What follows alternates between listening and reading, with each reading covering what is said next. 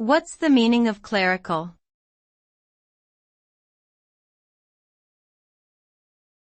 Clerical.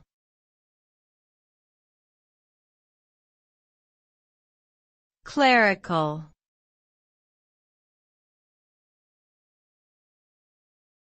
Clerical.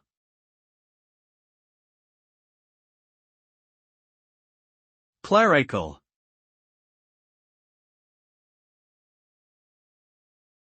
The term clerical relates to work typically performed by a clerk or office worker, such as administrative duties that involve record-keeping, filing, and paperwork.